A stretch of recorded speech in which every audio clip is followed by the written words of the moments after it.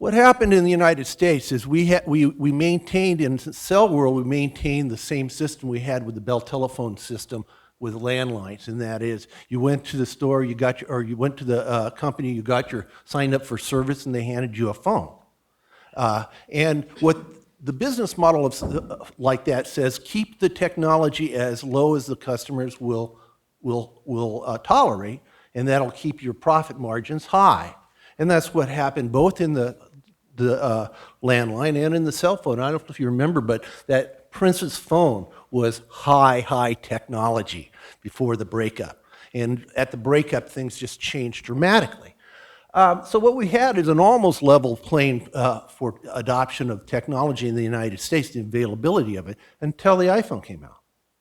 And the thing that is very different about the iPhone is Apple negotiated so that the phone company, AT&T in this case, or Singular, didn't have control over the technology. That the producer would control it. So we got a smartphone, our first real smartphone out here, and people loved it. Everybody wanted it. And you know what? They looked across to Europe, and Samsung, by the way, has about 30% of, or is looking at 30% of the European market. So they looked there, and these were already made. They're there. The technology is there. So then what you get is a J curve. So suddenly we have adoption.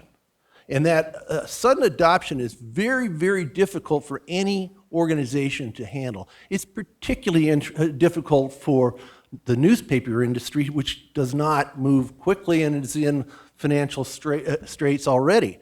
What happened is we've got a prediction now that in 3 years, 2013, there'll be more access to the web by mobile than by the PC.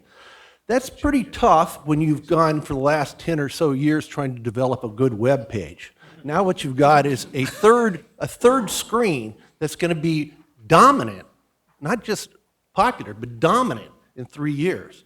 Now for a newspaper to position itself where it's actually in the market, you really only have 2 years to be there, to be up on top where people will look at you. So I tried this. I tried writing a timeline.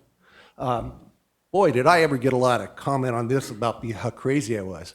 But what I did is, you should try this sometime. This is an old trick that we used when I was running newspapers. You start with the end and work backwards and see how much you can put in there. It was scary. It's really scary because it means that, well, we're already past part of it and almost past it. The idea is if we have key editors with smartphones, and they're just starting to get them, and by this summer have mobile editors, well, we don't have that in our organization plans yet.